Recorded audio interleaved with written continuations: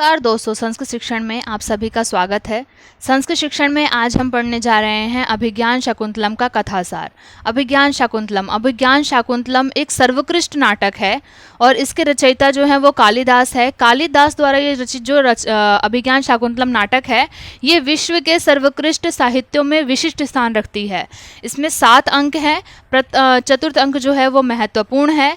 कथानक इसका महाभारत के आदि पर्व के शकुंतलोपाख्यान से लिया गया है और अंग्रेजी अनुवादक सर विलियम्स जोन्स है जिन्होंने इसका अंग्रेजी में अनुवाद किया और उन्होंने कालिदास को शेक्सपियर की उपाधि से भी विभूषित किया है। मंगलाचरण जो है इसमें वो आशीर्वादात्मक है और इसमें मंगलाचरण में शिव के अष्टरूप मूर्ति का वर्णन किया गया है।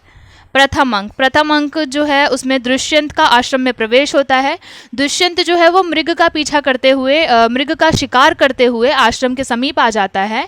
तभी आश्रम के जो शिष्य हैं वो उन्हें कहते हैं कि आपका जो ये शस्त्र है वो निर्जीव निरपराध प्राणी को मारने के लिए नहीं है, ये तो शत्रुओं का संहार करने के लिए है। तो आप जो अपना ये शस्त्र है उसे रख दें और इस ये मृग जो है वो आश्रम का है और इसे ना मारे।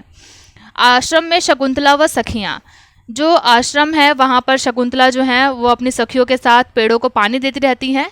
भ्रमण पीड़ा, तभी एक भंवरा जो है वो उन्हें आकर के परेशान करता है और वह अपनी सखियों से कहती हैं कि ये भंवरा जो है वो मुझे परेशान कर रहा है।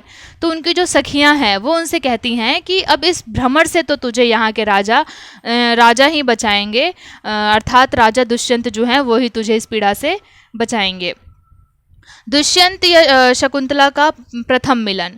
दुष्यंत वहीं झाड़ियों के पास होता है और वह स्वयं को प्रकट कर देता है और शकुंतला और दुष्यंत का मिलन हो जाता है। आसक्ति प्रणय, और वह एक दूसरे को देख करके एक दूसरे के प्रति आसक्त हो जाते हैं और दुष्यंत जो है वो शकुंतला को अंगूठी दे देता है। तो प्रियमवदा और अनुसुईया उनसे कहती भी हैं कि आपने ये अंगूठी क्यों दिया है। तो वो कहते हैं कि ये प्रथम मिलन के तौर पर मैंने ये दिया है, ये उपहार के तौर पर मैंने दिया है। द्वितीय अंक राजा विरह की दशा। जो राजा है दुष्यंत वो विरह दशा में होते हैं, इसीलिए वो आखेट करने के लिए भी मना कर देते हैं। यज्ञ की रक्षा के लिए राजा दुष्यंत को उनकी राजधानी राजा दुष्यंत जो हैं उनको आश्रम के शिष्य आकर कहते हैं कि आप राक्षसों का परिहास करिए और वे वहाँ के राक्षसों के परिहास करने के लिए चले जाते हैं।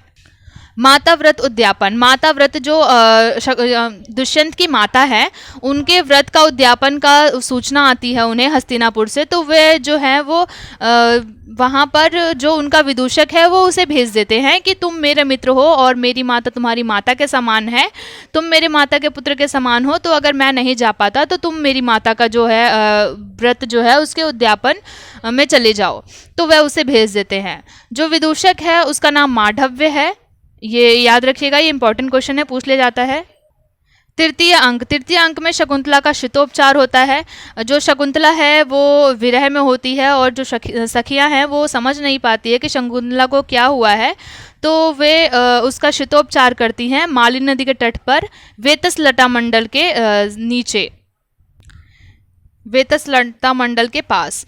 तो जो फिर वो शकुंतला जो है वो उन्हें बताती हैं अपनी सखियों को कि वह विरह दशा में है। तो जो सखियां हैं वो उसे दुष्यंत के लिए प्रेम पत्र लिखने को कहती हैं। ये जो प्रेम पत्र हैं ये कमलिनी के पत्तों पर नाखूनों से खरोच कर लिखा गया प्रेम पत्र है, ये भी आप याद रखिएगा।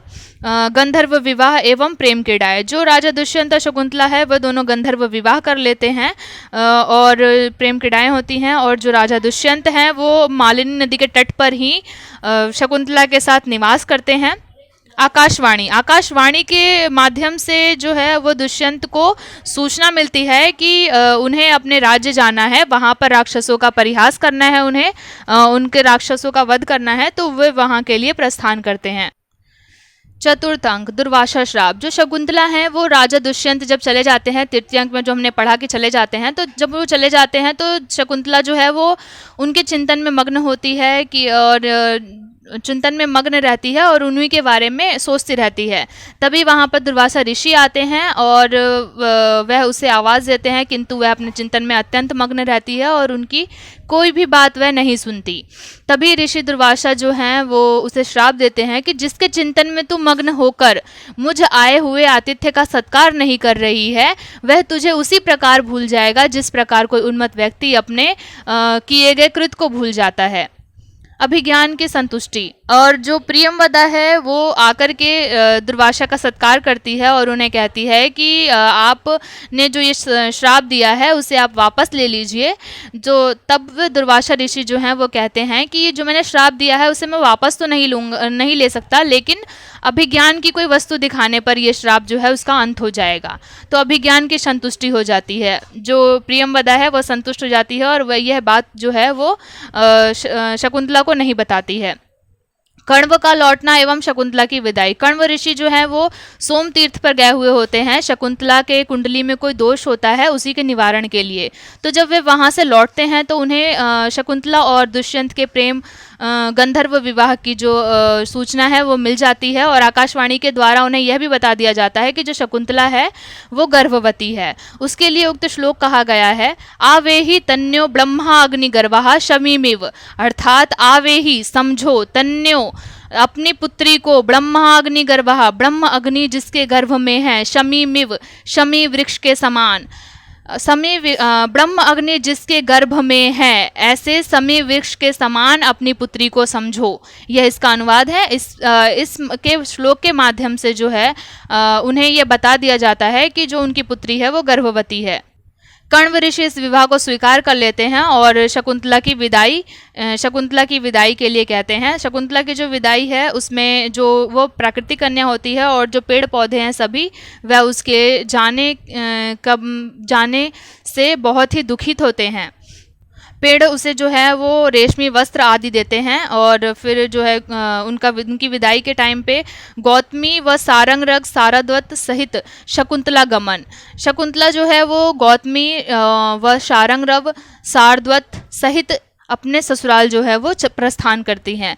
आगे का विषय हम दूसरे पार्ट में दिखाएंगे, क्योंकि वीडियो ज़्यादा बड़ी हो जाती है इसलिए हम इसे इतने पे ही ख़त्म कर रहे हैं। फ्रेंड्स, आगे की वीडियो देखने के लिए हमसे जुड़े रहें और चैनल को सब्सक्राइब करें, लाइक करें, शेयर करें और कमेंट करके हमें बताएं कि आपको कहाँ पे क्या दिक्कत हुई है। हम आगे आपको उसकी जो आपको दिक्कत हुई है उसको हम दूर करेंगे। Okay friends, thank you friends, bye bye.